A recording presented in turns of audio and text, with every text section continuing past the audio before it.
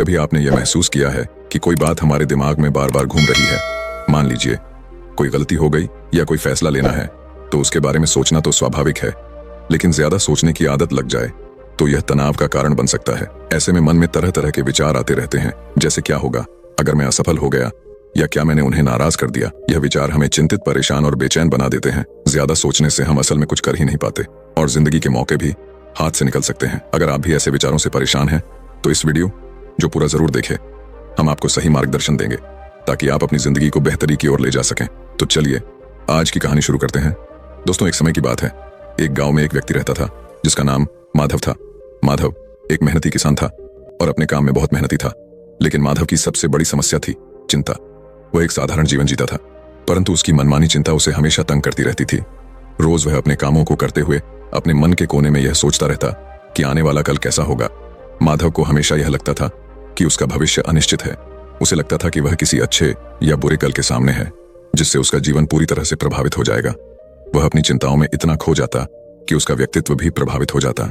सुबह उठते ही माधव सोचने लगता था कि आज क्या होगा, क्या काम ठीक से चलेगा, क्या वह पर्याप्त पैसा कमा पाएगा, क्या उसका परिवार खुश रहेगा। इन सवालों का जवाब ना होने के कारण उसके मन में एक तूफान उठ खड़ा होता। रात भर नींद ना आने के कारण उसकी आंखें सूजी हुई रहती। सुबह होते ही वह थका हुआ और निराश महसूस करता। उसकी चिंता सिर्फ भविष्य तक ही सीमित नहीं थी, वह हर छोटी छोटी बात को लेकर भी चिंतित रहता। यदि कोई काम समय पर पूरा ना हो पाता तो वह घंटों सोचता रहता कि क्या होगा। इसका बुरा परिणाम, इस चिंता के कारण वह जीवन का आनंद नहीं ले पाता था।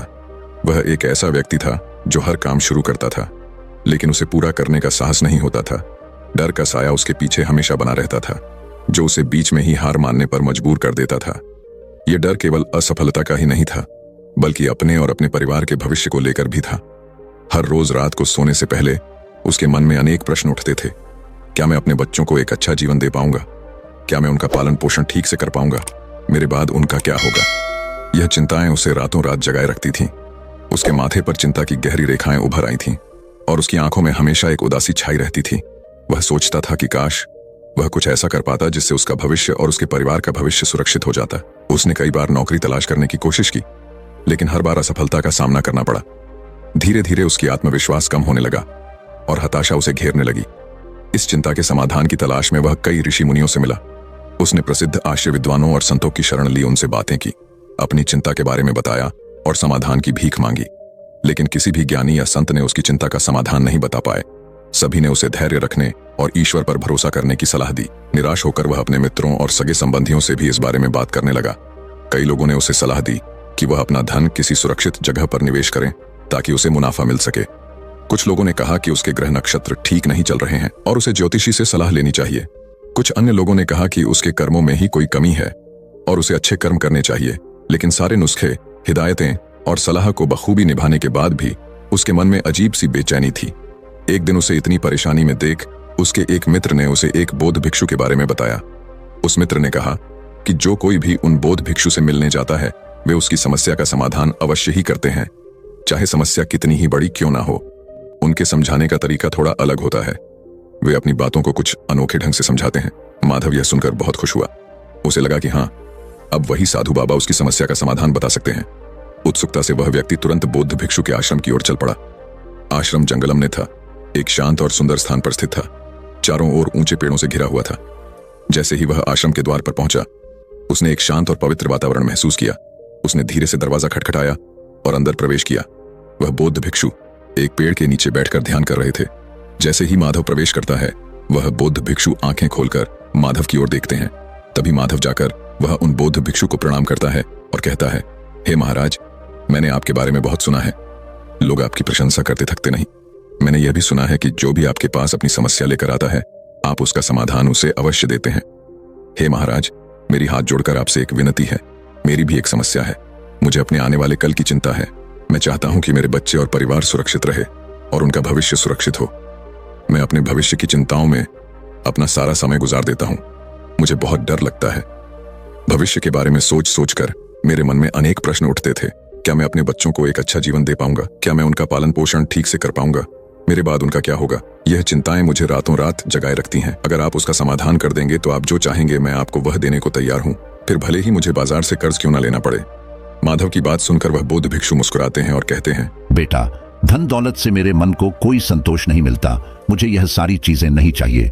मैं तुम्हारी समस्या का हल तभी निकाल सकता हूं जब तुम मेरी बातों पर गंभीरता से ध्यान दो। जब तक तुम मुझ पर भरोसा नहीं करोगे, मेरी मदद भी तुम्हारे कोई काम नहीं आ सकती।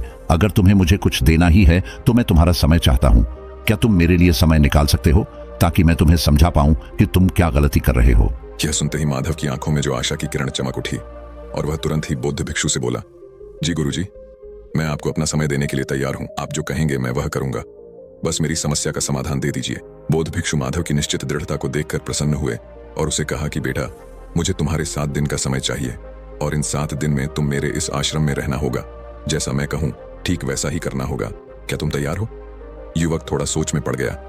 उसके दिमाग में यह ख्याल आया कि अगर वह 7 दिन तक बौद्ध भिक्षु के साथ रहेगा तो उसका काम कैसे चलेगा, उसके घर के खर्चे कैसे पूरे होंगे, और सबसे जरूरी बात, उसकी पत्नी यह सुनकर क्या कहेगी। लेकिन उसे समाधान भी चाहिए था। माधव ने सोचा, अगर मैं अपनी पत्नी से कहूं कि मुझे अपनी समस्या का समाधान ढूंढकर बेहतर इंसान बनना है और इसके लिए मुझे 7 दिन इन बौद्ध भिक्षुओं के साथ रहना होगा, तो अवश्य ही उसकी पत्नी उसे बौद्ध भिक्षु के साथ रहने की इजाजत देगी। और वैसे भी मेरी जिंदगी से बस 7 दिन ही तो है। लेकिन अगर मैं इस समस्या का समाधान नहीं ढूंढ पाया तो यह चिंता मुझे जीवन भर परेशान करेगी। उसने सोचा कि वह इस समस्या का समाधान ढूंढने के लिए 7 दिन समर्पित कर सकता है। काफी सोच विचार के बाद वह बौद्ध भिक्षु से कहा, ठीक है गुरुजी, मैं आपको 7 दिन देने के लिए तैयार हूं, लेकिन इसके पहले मुझे अपनी पत्नी को यह सब बताना होगा ताकि वह परेशान ना हो। इस पर बौद्ध भिक्षु कहते हैं, जरूर बेटा, तुम मुझे कल इसी जगह पाओगे। माधव ने उनको प्रणाम किया और घर लौटकर माधव ने अपनी पत्नी को सारी बात बताई। पत्नी को सुनकर दुख हुआ, लेकिन वह अपने पति के प्यार और उसे हो रही तकलीफ को समझ गई। उसने अपने पति को हौसला दिया और कहा, चिंता मत करो, मैं आपके साथ हूं। अगले दिन माधव बौद्ध भिक्षु के आश्रम पहुंच गया। बौद्ध भिक्षुक ने उस व्यक्ति से कहा, आज से 7 दिन तक तुम्हें एक भिक्षु की तरह जीवन जीना होगा। तुम्हें उनके जैसे कपड़े पहनने होंगे, आश्रम में उनकी तरह सफाई करनी होगी और भिक्षा के लिए गांव में जाकर भोजन लाना होगा। लेकिन एक बात का ध्यान रखना, हर काम करने से पहले अपने मन में यह विचार करना होगा कि यह काम कैसा होगा, क्या मैं इसे पूरा कर पाऊंगा, अगर हां तो कितनी बखूबी से, और यह काम खत्म होने के बाद क्या परिणाम होगा, यह सोचकर ही हर काम करना होगा। यह सुनकर माधव थोड़ा घबरा गया था। भिक्षु का जीवन बिल्कुल नया अनुभव था, लेकिन माधव ने बौद्ध भिक्षु की बातों को स्वीकार कर लिया। उसे लगा यह 7 दिन आसानी से कट जाएंगे। आखिर थोड़े कपड़े धोने, झाड़ू लगाने और भिक्षा मांगने में क्या है। वह मन ही मन सोच रहा था कि यह तो रोजमर्रा के काम है जिन्हें मैं वैसे भी घर पर करता हूं, इसमें क्या मुश्किल है। उसने आश्रम के वस्त्र पहन लिए और झाड़ू उठाया और आश्रम की सफाई शुरू करने के लिए तैयार हो गया। उसने अपने मन में बौद्ध भिक्षु के शब्दों को दोहराया। उसने सोचा, यह झाड़ू लगाना इतना कठिन है? बिल्कुल नहीं। क्या मैं इसे पूरा कर सकता हूं? हाँ, आसानी से मैं इसे और भी बेहतर कैसे कर सकता हूं। धीरे से और ध्यान से झाड़ू लगाकर यह सुनिश्चित करते हुए कि कोई कोना ना छूटे। इस काम को पूरा करने का क्या परिणाम होगा? आश्रम स्वच्छ होगा और रहने में अच्छा लगेगा। और फिर उसने आश्रम की सफाई शुरू कर दी। जब सब्जियां काटने का समय आया, माधव ने गुरुजी के कहे अनुसार मन में विचार किया कि यह काम कैसा होगा और इसका क्या परिणाम होगा। कुछ देर सोचने के बाद उसने यह यकीन बिठाया कि यह काम आसान होगा। वह अपने घर में भी अक्सर सब्जियां काटता था और उसे लगा कि इसमें ज्यादा मुश्किल नहीं है। उसने सोचा कि थोड़ी मेहनत और सावधानी से सब्जियां काटने से सबको खुश करना संभव होगा। इस काम के बाद वह आश्रम के रसोई में मदद करने का आनंद लेगा, जिससे सबको समय पर और स्वादिष्ट भोजन मिल सकेगा।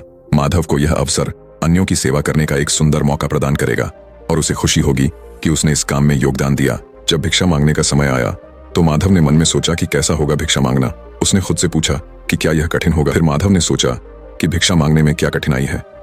मैं पैसे नहीं मांग रहा, बस एक रोटी या थोड़ा अनाज मांग रहा हूं। मुझे उम्मीद है कि लोग दया दिखाएंगे और मुझे कुछ ना कुछ जरूर देंगे। क्या यह मुश्किल होगा? वह खुद को जवाब देता है, मुझे नहीं लगता। मैं विनम्रता से भिक्षा मांगूंगा और लोगों से सम्मानपूर्वक बात करूंगा तो मुझे लगता है कि वे मेरी मदद जरूर करेंगे। माधव ने आशा कि वह पर्याप्त भोजन प्राप्त करेगा और आश्रम के लिए भोजन ला पाएगा। उसे लगा कि यह एक अच्छा अनुभव होगा। पहला दिन तो ठीक ठाक गुजरा। उसने आश्रम के वस्त्र पहने, आश्रम की साफ सफाई में हाथ बटाया और आसपास के घरों से भिक्षा मांगकर लाया। सब्जियां काटकर उसने रसोई में भी मदद की। लोगों ने उसे सम्मान से भोजन दिया और उसकी कोशिशों की सराहना भी की। उसने सारे काम बखूबी निभाए। माधव को लगा कि बाकी दिन भी ऐसे ही आसानी से निकल जाएंगे। शाम को बौद्ध भिक्षु के पास बैठकर उसने पूरे दिन के अनुभवों को उन बौद्ध भिक्षु को बताया और कहा, देखा गुरुजी, मैंने सारे काम कर दिए और मैंने काम करने से पहले सोचा भी कि वह कैसे होंगे। बौद्ध भिक्षु ने मुस्कुराते हुए कहते हैं, बहुत अच्छे, लेकिन याद रखना, जैसा कि अक्सर होता है, जिंदगी हमारी उम्मीदों से थोड़ी अलग चलती है। हर दिन एक जैसा नहीं होता।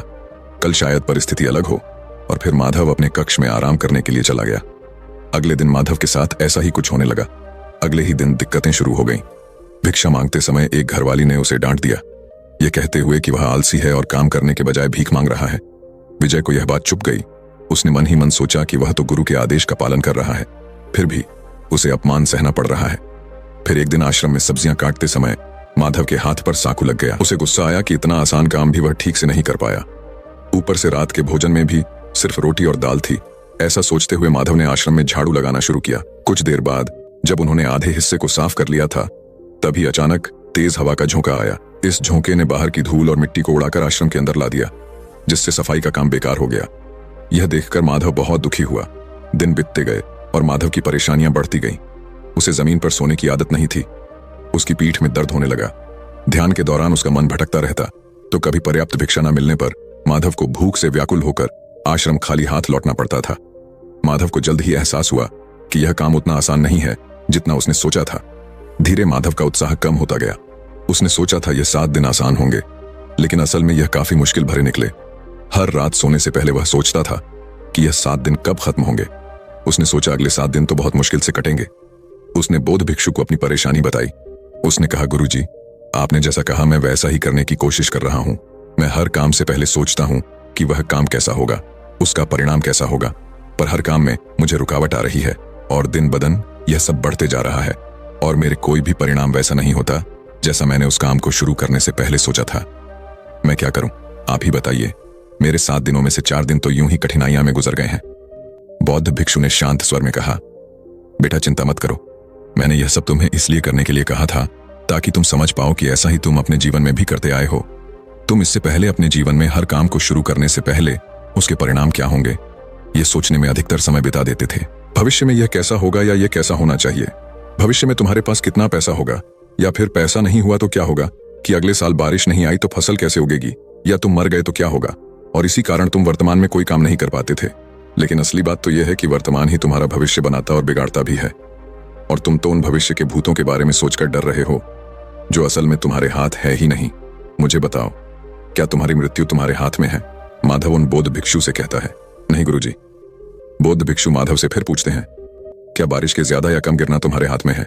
माधव बौद्ध भिक्षु से फिर से कहता है, नहीं गुरुजी। गुरुजी आगे कहते हैं, तो क्या यह सही नहीं होगा कि तुम उन काल्पनिक भविष्य के डर से भरे हुए भूतों के बारे में सोचना छोड़ के तुम अपने उस सुनहरे भविष्य के बारे में अभी इसी वक्त क्या कर सकते हो?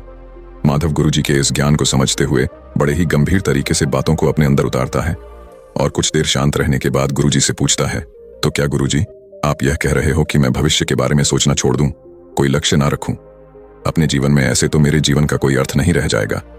इस पर वह बौद्ध भिक्षु जोर से हंसते हुए कहते हैं, बेटा यह तो बेवकूफी होगी। अगर तुम लक्ष्य ही नहीं रखोगे अपने जीवन में तो तुम्हें कैसे पता चलेगा कि किस दिशा में अपने कार्य करने हैं, किन जगहों पर अपनी राशियों खर्च करनी है। आगे वह बौद्ध भिक्षु कहते हैं, इस दुनिया में हर किसी को भविष्य के बारे में सोचना चाहिए, लेकिन यह भी याद रखो कि भविष्य के बारे में तुम सिर्फ इसलिए सोच रहे हो ताकि तुम अपनी दिशा तय कर सको, एक लक्ष्य बना सको, ताकि तुम्हें पता हो कि तुम्हें कहां जाना है या क्या बनना है। लेकिन अगर तुम बस उसी के बारे में सोचते रहने की भूल करोगे और वर्तमान में उस लक्ष्य को पाने के लिए कुछ भी नहीं करोगे, तो तुम्हारे जीवन में निराशा और दुख के सिवाय कुछ नहीं बचेगा। और इसीलिए अब से तुम्हारे 7 दिनों में से बाकी के 3 दिन तुम हर काम अब इस नए ज्ञान को ध्यान में रखते हुए करना। अब से तुम्हें कोई भी काम करने से पहले बस अंतिम परिणाम तय करना है और उसके बाद उस लक्ष्य तक पहुंचने के लिए जो भी करना पड़ेगा तुम्हें वह करना है। जैसे कि अगर कोई तुम्हें भला बुरा कह रहा है तो तुम्हें अपने मन को शांत करके यह समझना है कि लोग खुद भी परेशान होते हैं। अपनी जिंदगी में वह इतने गुस्सा बस तुम्हें देखकर नहीं हुए हैं। उन्हें माफ करो ताकि वह तुम्हारे मन को तंग न कर सके और तुम किसी और इंसान के पास जाओ भिक्षा लाने, या कभी प्राकृतिक तौर पर तुम्हारे लिए कुछ बुरा होता है जैसे कि हवा के तेज झोंके से मिट्टी आना और तुम्हारे सारे झाड़ू मारने की मेहनत पर फैल जाना, तो इस वक्त तुम हार ना मानकर अपने नए लक्ष्य को पूरा करने के लिए जो भी बन सकता है तुम्हें करना है। जरा सोचो क्या हो जाएगा अगर तुम्हें और एक बार झाड़ू मारना पड़े। क्या तुम पतले हो जाओगे? क्या तुम मर जाओगे? क्या सिर्फ एक हवा का झोंका ही तुम्हें रुलाने या परेशान करने के लिए काफी है? झाड़ू उठाओ और फिर से मेहनत करो, क्योंकि बेटा सिर्फ एक चीज है जो हमारे भविष्य को सुरक्षित कर सकती है, और वह है उस भविष्य को पूरा करने के लिए वर्तमान में की गई मेहनत आगे गुरुजी माधव की आंखों में देखकर धीरे से कहते हैं, और मजे की बात तो यह है कि इसी नियम का इस्तेमाल तुम अपने जीवन की कठिनाइयों को भी दूर करने के लिए इस्तेमाल कर सकते हो। तुम्हें अपने परिवार का भविष्य सुखद बनाना था, ना इसी परेशानी को हल करने आए थे, ना तुम मेरे पास। माधव बड़े ही दुख भरे आवाज में कहता है, जी गुरुजी, मुझे अपने परिवार के भविष्य की बहुत चिंता है। गुरुजी कहते हैं, तो इसका मतलब तुम्हें अपना लक्ष्य पता है। बस अब तुम्हें वर्तमान में जो भी करना पड़े वह करना है। उसे पूरा करने के लिए अपने काम में दुगनी मेहनत दो। बस भविष्य के सोचते रहने से वह कभी नहीं बदलेगा। माधव को अपने विचारों में एक अजीब सी स्पष्टता का अनुभव होता है। कुछ देर शांत बैठकर उसने जो कुछ भी सीखा था उसी से याद रखने का संकल्प लिया। फिर बौद्ध भिक्षु से बोला, गुरुजी, अब मुझे सब समझ में आ गया है। मुझे लगता है कि बाकी के 3 दिन मैं आपके निर्देशों का पालन करूंगा। अब जब मेरे सामने कोई बाधा आएगी तो मैं उसे पार कर लक्ष्य तक पहुंचना है, न कि बेकार के सवालों में उलझ कर अपना समय बर्बाद करूंगा। बौद्ध भिक्षु माधव की दृढ़ता से मुस्कुराए उन्होंने कहा, बहुत अच्छा माधव, यही वह भावना है जो तुम्हें सफलता की ओर ले जाएगी। बौद्ध भिक्षु की सलाह को ध्यान में रखते हुए माधव ने अगले 3 दिन बिताए। रास्ते में वाकई कई कठिनाइयां आईं। कभी हार मानने का मन होता, कभी रास्ता भटकने का डर लगता, परंतु उसने गुरुजी के शब्दों को याद रखा। उसने सीखे हुए कौशल का प्रयोग किया और दृढ़ता के साथ हर चुनौती को पार किया। धीरे धीरे माधव को एहसास हुआ कि भविष्य की चिंता करना व्यर्थ है। जो करना है अभी करना है। लक्ष्य तक पहुंचने के लिए हर पल को सही से इस्तेमाल करना चाहिए। गुरुजी को प्रणाम करते हुए माधव ने कहा, गुरुजी, आपका बहुत बहुत धन्यवाद। आपकी सीख ने मुझे भविष्य की फिक्र से मुक्त कर दिया है। अब मैं जानता हूं कि वर्तमान में जीना ही सबसे महत्वपूर्ण है। माधव ने गुरुजी को अलविदा कहा और वापस अपने जीवन की ओर चल पड़ा।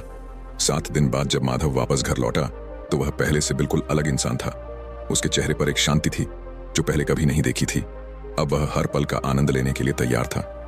दोस्तों, आपने आज के इस वीडियो से क्या सीखा वह मुझे आप कमेंट में बता सकते हैं। इसी के साथ में उम्मीद है कि आपको आज की वीडियो पसंद आई होगी। तो इस वीडियो को उस इंसान को शेयर करें जिससे यह कहानी सुनने की जरूरत है, और उसी के ठीक बाद चैनल को सब्सक्राइब करें। तो चलिए फिर मिलते हैं ऐसी एक और नई वीडियो में एक नए मैसेज के साथ। तब तक के लिए अपना ख्याल रखें। धन्यवाद और नमो बुद्धाय।